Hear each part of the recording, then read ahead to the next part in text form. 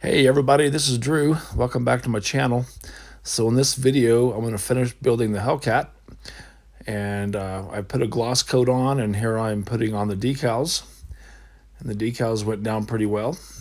Didn't really have any fuss with those. In this video, I also do a little bit of weathering, and then I'll have some final thoughts on the kit and some pictures. So stick around to the end. Thank you.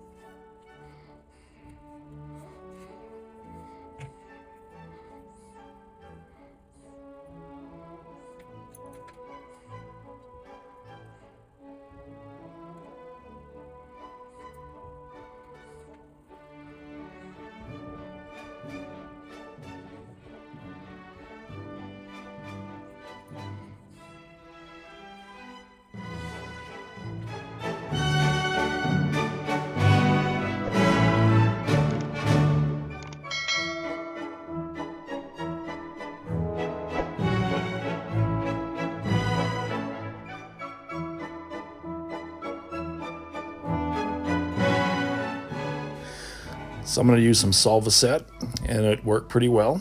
The decals settled down into the panel lines after a couple coats of this.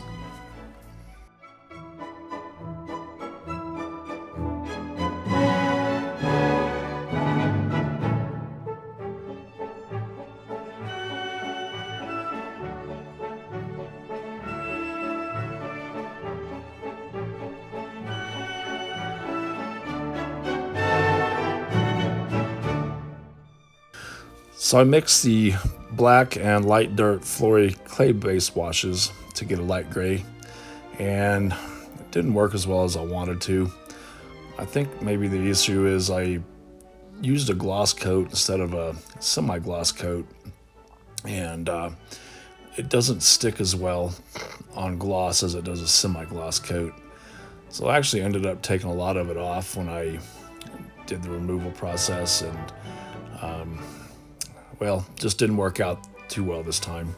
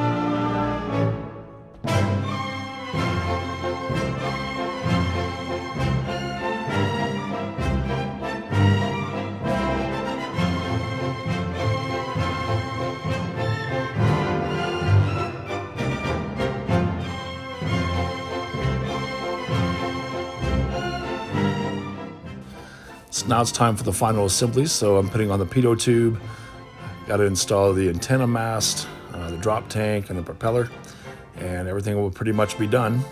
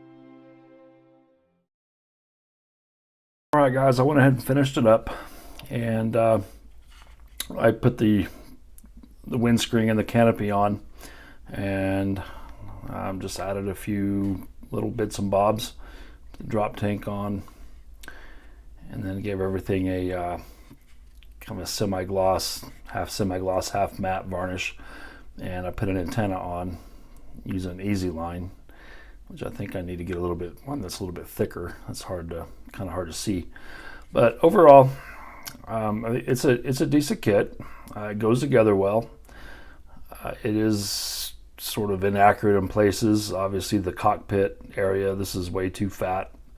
And for some odd reason, there were some decals that didn't have any location, so I didn't know where to put them. So this is a few. So I don't know why they included them, or not sure. When I was weathering it, I wasn't feeling it. The wash wasn't staying in the panels, and I think it's because I used a gloss coat when I used the Flory washes, and even Mr. Flory himself, who puts out the product and has a pretty big YouTube following, he recommends semi-gloss to help it stay in there better. So when it kept coming off, I tried it 2 or 3 times, and I didn't really feel like putting another coat of gloss on it.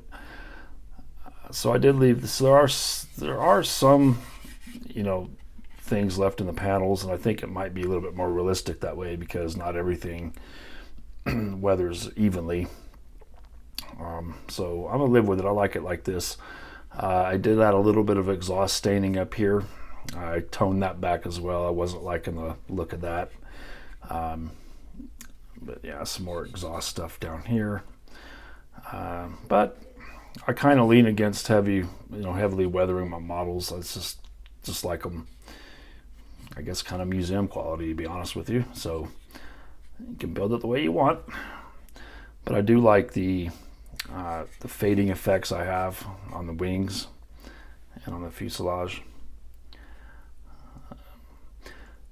But overall, it's a fairly decent model. It goes together well. I had fun building it. I really did. I think if you just want a better Hellcat kit, Edward makes probably the best on the market. I built an Edward kit years and years ago when I first came back to the hobby, and it went together pretty well. So I might get another Edward kit and maybe even do a 172. So I got a little collection of 172 World War II planes. But anyway, there she is, all done. And